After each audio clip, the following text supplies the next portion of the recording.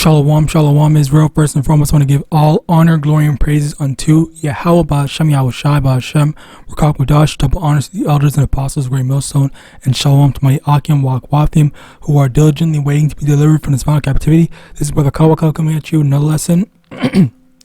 Psalm 44 verse 6, for I will not trust in my bow, neither shall my sword save me. Alright, now, today's lesson's going to be on this whole demonstration, protest, I don't know what it's called, where a bunch of Nazi Edomite dudes were basically raising flags about protesting something. I don't really know the full context of why they were out there. I only know a bit because I saw this yesterday and I didn't get a chance to make a lesson on this, but whatever. Continuing on. Yeah. Look at all these niggers coming for us. Look at the niggers coming. Carl, the cop's going to give us an escort to Freddie's car. Oh, fuck yeah. And he's going to let the boss. Look at all the niggers coming, man. I think we got problems, J-Bo. Yeah, that's what I was like, you guys are driving the truck, and my little ass is going to be walking by all the niggers. And they call us cowards, but we're out here. Look at the niggers. Okay, also, right quick, I'm gonna link this in the description so you can go check out the video for yourself. But basically, while they were doing their demonstration or whatever, they had police escorting them. And you know what's funny? I'm gonna let this guy talk a bit. All right, I'm gonna try to skip around, but he was basically saying how the police. Oh, well, let's just let it play. And ran those uncivilized mutts out of town. The only thing they understand is contact. Here's the backstory. On Friday, February 2nd, a group of neo-Nazis protected by the police briefly took over an overpass on Interstate 75 in Lincoln Heights, Ohio, just outside of Cincinnati. The Nazis waved black and red flags adorned with swastikas and dropped a flag that featured a Totenkopf skull with the phrase, America for the white man. Yeah. It appears many of the neo-Nazis are part of a group called the Hate Club 1488, emboldened by the election of Donald Trump, your president. Members of the same... I hate when people do that. Like, that's so corny. Anyway, basically he was saying they had gotten police protection, all right, and they were basically saying antagonizing a bunch of people and stuff like that. All right, I'll let more of it play because Saki isn't more. Uncivilized mutt group harassed and assaulted residents of Columbus, Ohio last November following the election, as was the case 4 months ago, 4 years ago, 40, 50, 60 years ago. Local police did nothing to prevent the neo-Nazis from harassing and intimidating people. Residents on their way home from work and school reported that Nazis chanted racial slurs and threatened violence. Eric Ruffin, a local resident, filmed the Nazis with rifles and told the local ABC news station that they called him the N-word. While police did nothing to stop the Nazis from threatening residents, less than an hour after the fascists gathered on the overpass, a much larger group of armed residents went to the bridge to confront the human dust. And guess what happened? Video shows the police really going out of their way to protect the fascists. Remember, they did nothing to protect the innocent, the people who were just going about their business, minding their own. They did nothing to protect them, but the antagonists received protection. Ain't that America for you? See, the only reason why these clowns do what they do is because they know they have the protection of law enforcement. And the only reason why law enforcement don't enforce the law in these type of cases is because they know they have the protection of their local officials and their politicians. See, if not for them, if not for that grabbing that pen and doing this right here, you don't even have slavery. All right, whatever, I guess that's it. And basically, yeah, he basically said all the important parts. All the guys were basically antagonizing people, saying all this stuff and threatening violence, that's the real key thing you have to be listening to, where if someone is threatening violence to you, that's when free speech becomes a crime. It is illegal to, as I've actively searched it up myself. I literally had to go and search up to see like what is protected free speech, and they said as soon as you make a threat to someone, that's when your speech is not protected. But of course, that only applies to Jake and just non-racist Edomites in general. All their speech is protected. They can do whatever they want. And I've seen so many instances where, people, they've been, threatening people and stuff like that. And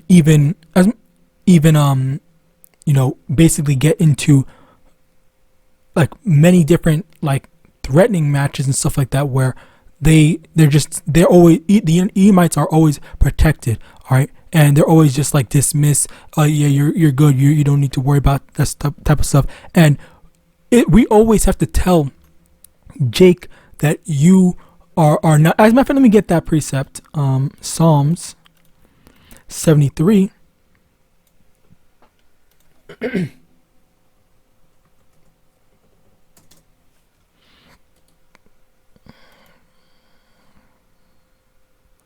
Psalm 73 verse 3, for I was envious at the foolish when I saw the prosperity of the wicked, for there are no bands in their death, but their strength is firm.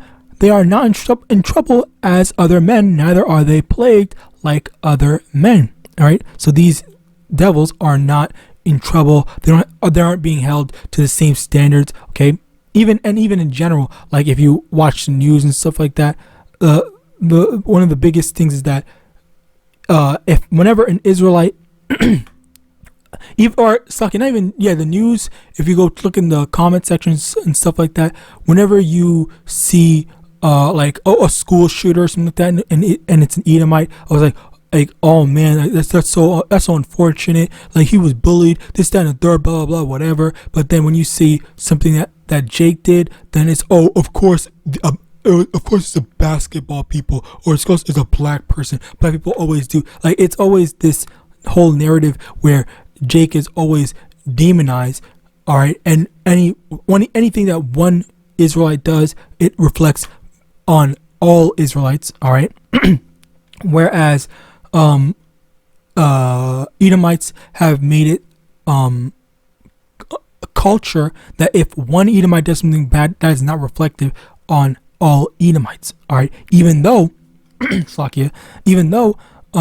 school shooting, all right, that is a very common thing for Edomites, because Slakia, that's another thing. That's another thing I want to talk about. Basically trusting in guns. I will give credit that this might have been the one and only time where it actually did work out favorably. If I can find it, where the fuck is it? Where it did work out favorably for them. Okay, where Jake got their guns out, and they were actually able to drive those Nazis out of their town. All right, so yes, that one time it did work, good for them. Call them LAWAYA, but on the regular, which is what this brother actually did a good job in explaining as well, where these Edomites, if they had guns just like them, they an actual like gunfight actually started or ensued, then the Israelites, they would have lost. All right, like 9 times out of 10 they would have lost. And one thing is that this is Esau's blessing, so you can't be thinking that you're going to win. All right. Let me get this. And Slaki, I'll just say right quick before I go searching and before I forget, but I remember watching the movie Homestead mid-movie. You don't need to go watch it, but if you do want to, definitely go watch it. I got something out of it. But anyway, in that movie, what happened in that movie was basically the mercenaries were saying like, okay, well, you guys need to learn how to shoot and stuff like that. You need to learn how to do this and the third, because oftentimes, which is a big thing of Jake, is as soon as people have a gun, they think, oh yeah, I'm the top dog, I'm the baddest motherfucker around and stuff like that, and they think that they are protected. So many people feel safe because they have a gun, and in actuality, like, just having a gun is not enough.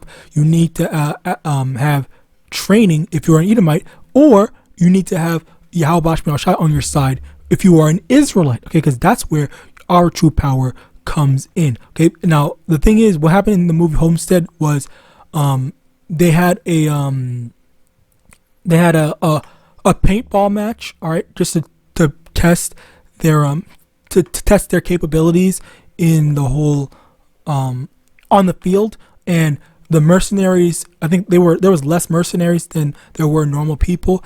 It was mercenaries, only the few mercenaries versus all the people that was there, and then the mercenaries won easily, won very easily, very convincingly. They only suffered a few losses. Okay, it was just paintball, by the way. And as a result of that, they said, like, look, do you see how easily you can just lose? Just having a gun is not enough. You actually need to have the actual training, which Jake does not have the training. Maybe there might be a few Jakes that have some military training and stuff like that, but ultimately, even with the military training, generally, all right, there's gonna be more Israelites that don't have military training, and in a race war, we're not gonna be coming out on top. All right, bear with me one moment. Never mind, Slakia. So basically, with that being said, I want to get into these precepts. Exodus chapter 20, verse 3, thou shalt have no other gods before me. Now, this might seem kind of out of place, but in actuality, bear with me one moment.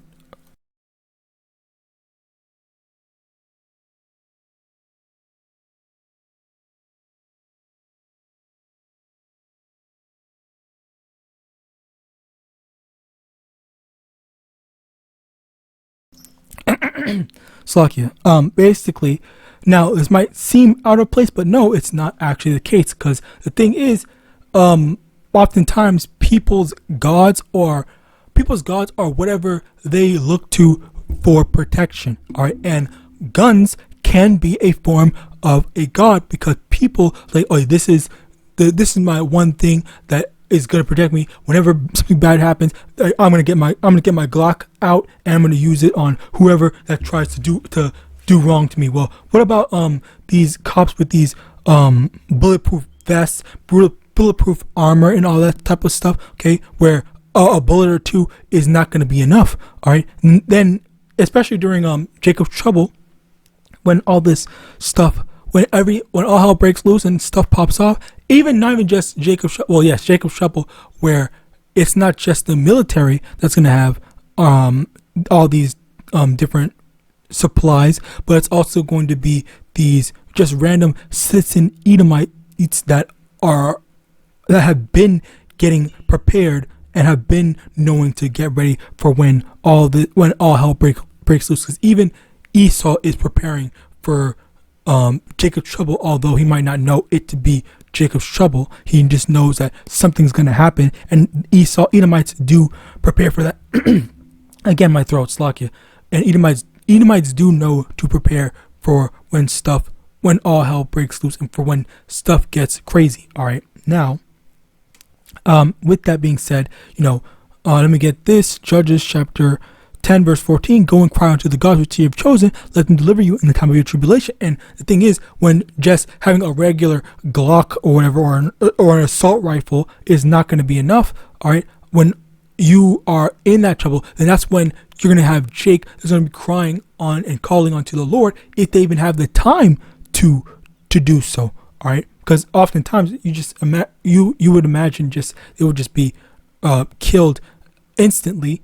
All right, but maybe sometimes the Lord would give them opportunity to repent. Okay, sometimes the Lord does give opportunities to repent, but ultimately, for people that trust in guns, because there's I think Sakari, I think it's just Sakari. I don't know if it's just Sakari, but there may be more.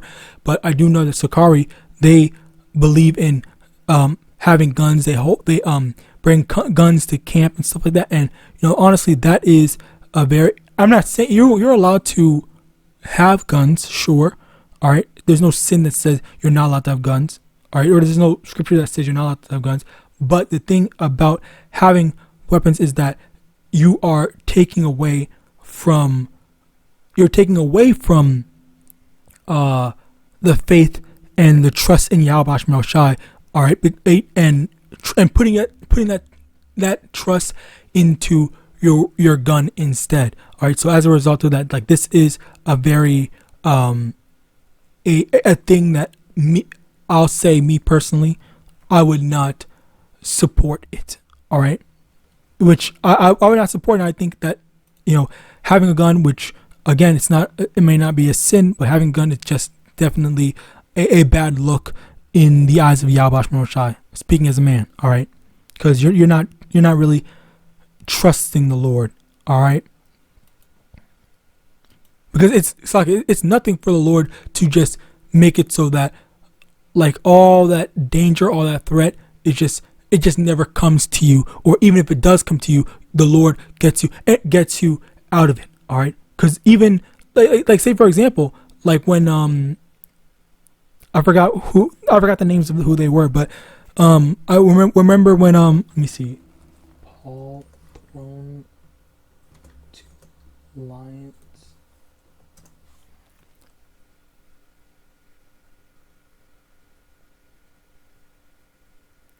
Daniel. So it was not Daniel. I think, yeah, it was I think Paul spoke on the story of Daniel thrown to the lions. So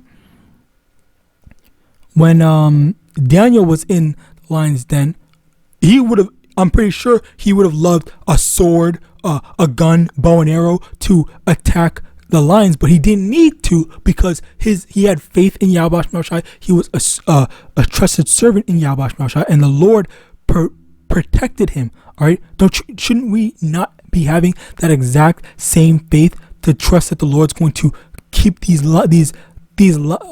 figurative lions fangs away from us? All right, is that not a proper conclusion? All right, well, Sage, that's a stupid question, but basically, yes, that's how we should be thinking, that the Lord's gonna make it so that we're gonna get through. And even if, and so I guess that's another thing. That's a carnal mindset to have, where if the Lord does, actually, let me get that. Slakia, let me get that. Even if the Lord sicks Esau on us, all right, let me get that as well. Hold on. Psalms 17:13.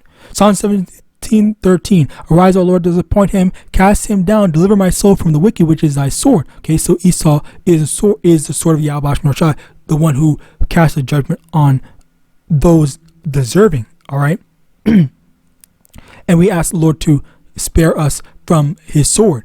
Now, in addition to that, Romans chapter 13 from the top, let every soul be subject unto the higher powers, for there is no power but of Yahawadah. The powers that be are ordained of Yahawadah. Whosoever therefore resisteth the power resisteth the ordinances of Yahawadah, and they that resist shall receive to themselves damnation. All right, so this is the thing. When you resist, when you try to get a gun to fight against the power that the Lord ordained, because the Lord gave Esau the power over us right now.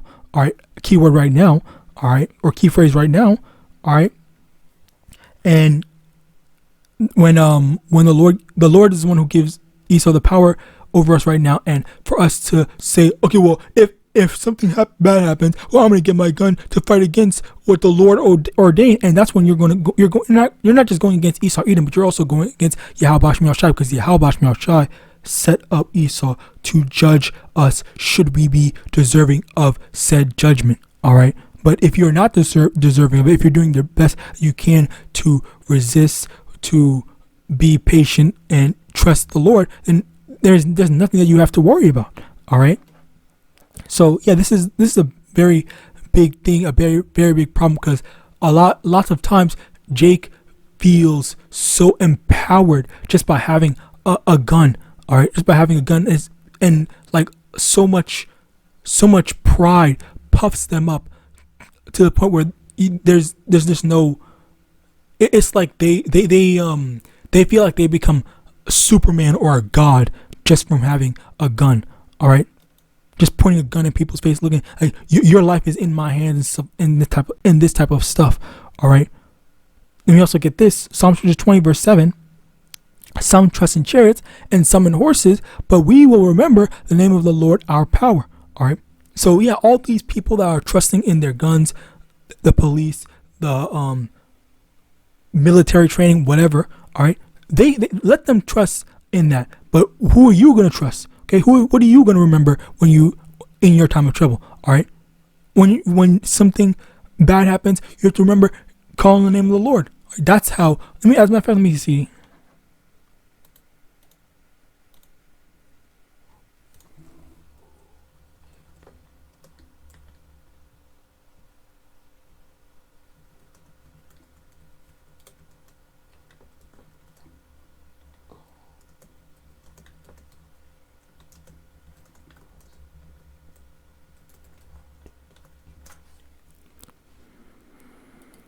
Okay, yeah, I did not remember how it went, but Ecclesiasticus chapter 2 verse 10, look at the generations of old and see, did ever any trust in the Lord and was confounded, or did any abide in his fear and was forsaken, or whom did he ever despise that called upon him? Who was confounded? Who was left high and dry? Who was left to destruction for trusting Yahawadah and only trusting, exclusively trusting in Yahawadah? Okay, they had nothing. All right, Daniel is a perfect example of that, being put in the lions like that.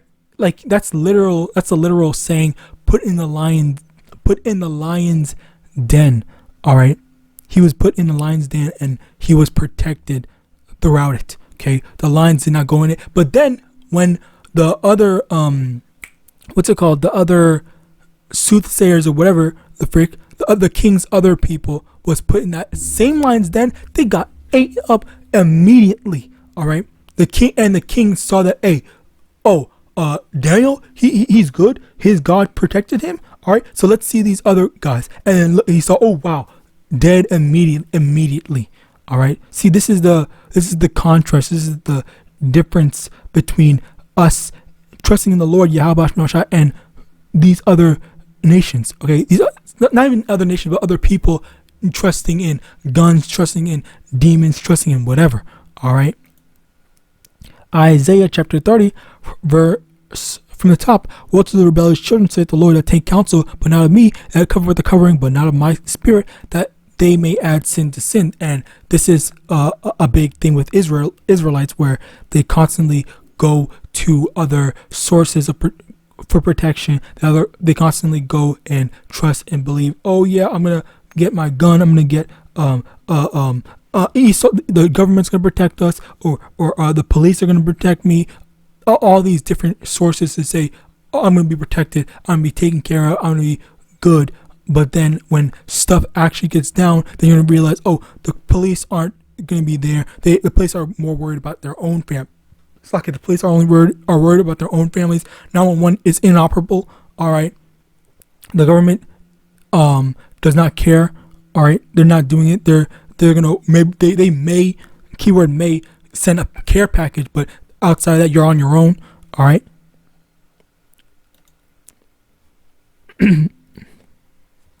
Next, Matthew chapter 26 verse 52. Sloslaki. This is where things leave what's it called, opinions. Slocky. So I was saying stuff about opinions and stuff like that, or speaking as a man, but no, I guess I was wrong to say that, because this is exactly what Yahawashi said. Matthew chapter 26 verse 52. Then said Yahawashi unto him, put up again thy sword into its place, for all they that take the sword shall perish with the sword. So Yahawashi was telling, who was it? Simon? Peter?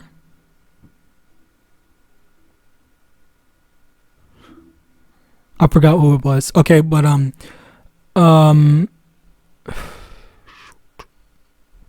one of the disciples had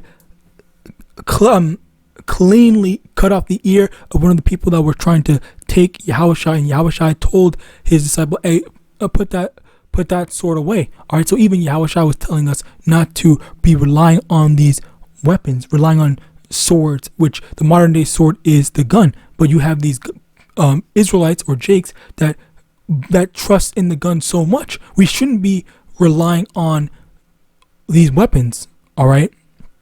So as a result of that, this is not opinionated. All right, this is scriptural, where the Lord told us not to get the sword. Don't rely on the sword. Don't rely on carnal weapons to protect us in our time of trouble, but rely on YAHAWAH, just as YAHAWASHI had done. Or YAHAWASHI said, put up the sword. I don't even know. I'm pretty sure YAHAWASHI didn't even have a weapon as well.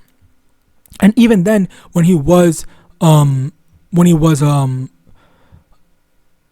front of Pilate, whatever his name is, however you pronounce his name, he said, "You only have power because it's given to you from above," just as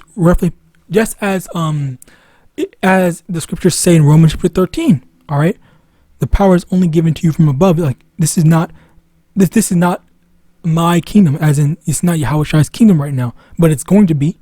But yeah, and even though this wasn't Yahawashai's kingdom, that wasn't Yahawashai's kingdom. Yahawashai still had power in terms of like calling on the angels to just deliver him out of it. All right. Now Genesis chapter 27 verse 40, and by thy sword shalt thou live, and shalt serve thy brother, and it shall come to pass when thou shalt have dominion that thou shalt break his yoke from off thy neck. All right. Oh my fucking God.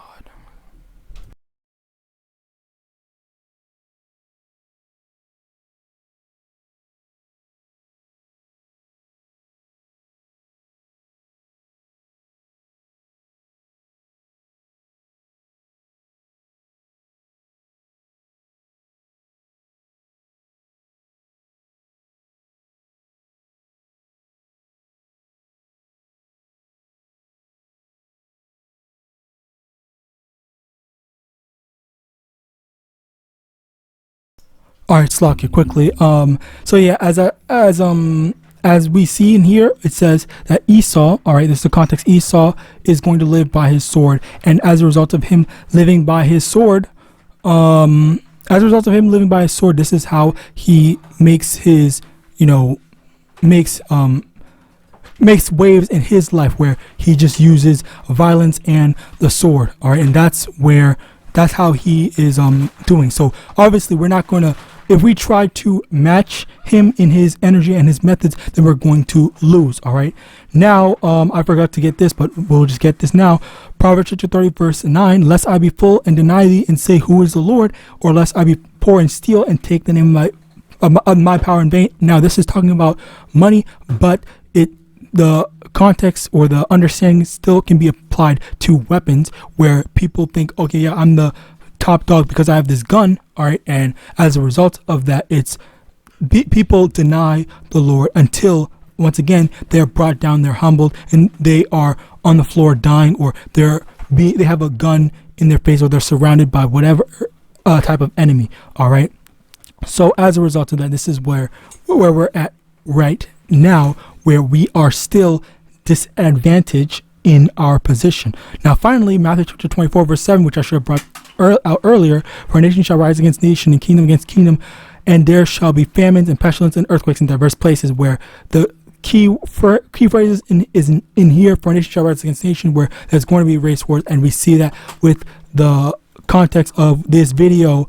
We see that in this video right here, where you got these jakes coming out against these devils. So with that, praise was edifying. I want to give all honor, glory, and praise unto Yahawah, Bashmi, Shai, Bashmi, Merkab, Wadash, double honor to the elders and apostles, great millstone, Baba, and Shalom.